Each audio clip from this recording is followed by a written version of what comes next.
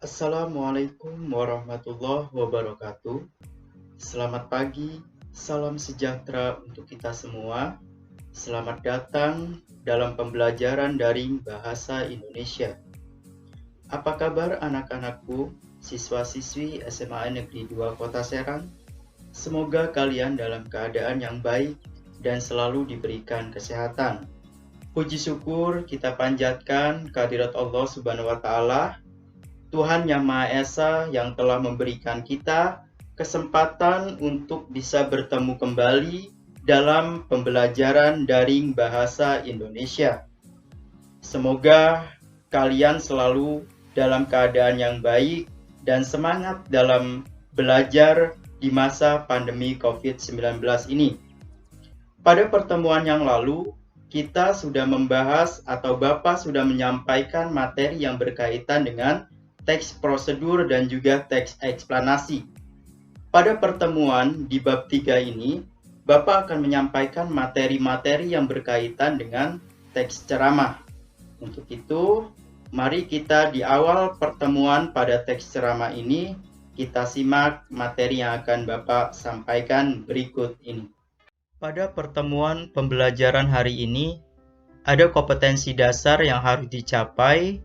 Yang pertama, yaitu mengidentifikasi informasi berupa permasalahan aktual yang disajikan dalam teks ceramah.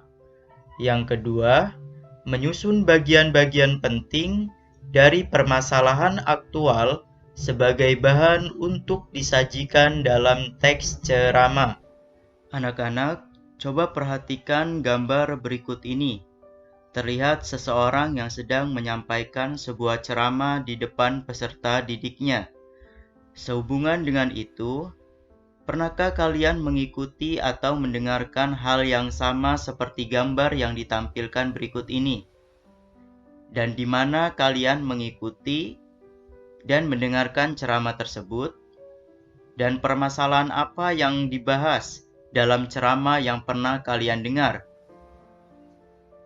Oke, kita terlebih dahulu memahami pengertian apa itu ceramah. Ceramah merupakan penyampaian informasi atau pengetahuan tentang suatu hal di depan umum oleh orang-orang yang menguasai hal tersebut.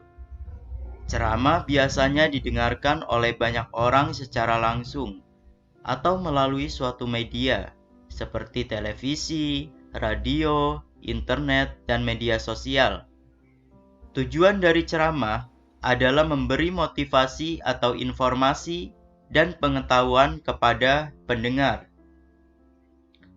Ceramah biasanya diadakan di mana saja dan kapan saja. Misalnya, ceramah dari pembina upacara saat upacara bendera di hari Senin. Ceramah juga biasanya diadakan untuk acara-acara tertentu. Misalnya, ceramah tentang bahaya narkoba, ceramah tentang kedisiplinan berlalu lintas, dan ceramah tentang penerapan nilai-nilai Pancasila dalam kehidupan sehari-hari. Dengan demikian, hal-hal yang disampaikan pada sebuah ceramah biasanya bersifat umum dan bersifat keilmuan. Kemudian, permasalahan yang disajikan dalam ceramah biasanya berupa permasalahan yang bersifat aktual. Permasalahan aktual merupakan permasalahan yang sedang hangat dibicarakan oleh masyarakat.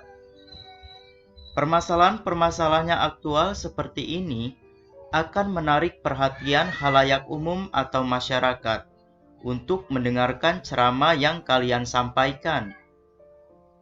Nah, untuk mengidentifikasi informasi berupa permasalahan aktual dalam ceramah, hal yang harus kalian lakukan adalah menyimak penyampaian ceramah dengan seksama.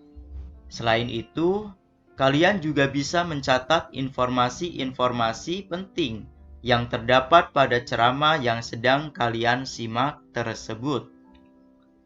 Kemudian, terdapat beberapa jenis informasi yang disampaikan dalam ceramah, antara lain informasi berdasarkan fungsinya. Misalnya, informasi yang menambah pengetahuan pendengar, motivasi pendengar, dan sebagainya. Adapun berdasarkan format penyajiannya, informasi dapat disampaikan melalui media seperti televisi, radio, atau media tulisan. Lalu, informasi berdasarkan lokasi berisi tempat terjadinya peristiwa, misalnya kepala daerah skala nasional atau bahkan internasional.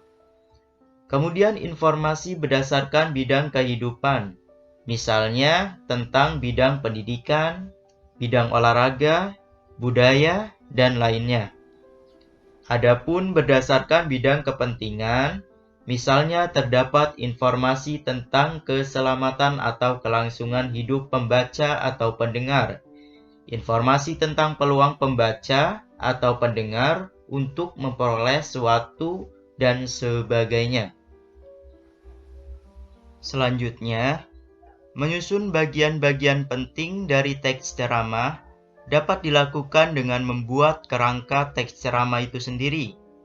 Untuk menyusun kerangka ceramah adalah dengan menentukan tema atau topik dan menulis pokok-pokok informasi yang didapatkan.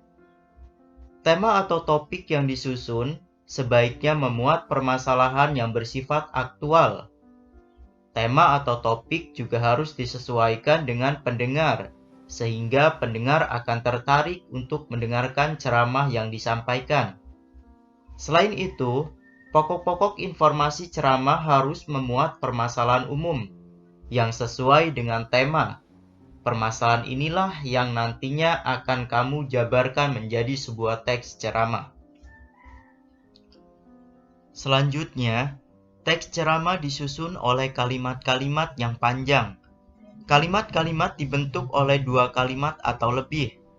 Gabungan kalimat menjadi kalimat baru, misalnya berupa kalimat majemuk bertingkat. Kalimat majemuk bertingkat merupakan kalimat dengan lebih dari satu klausa yang tidak sederajat. Terdapat satu klausa yang berfungsi sebagai induk kalimat dan klausa lain menjadi anak kalimat.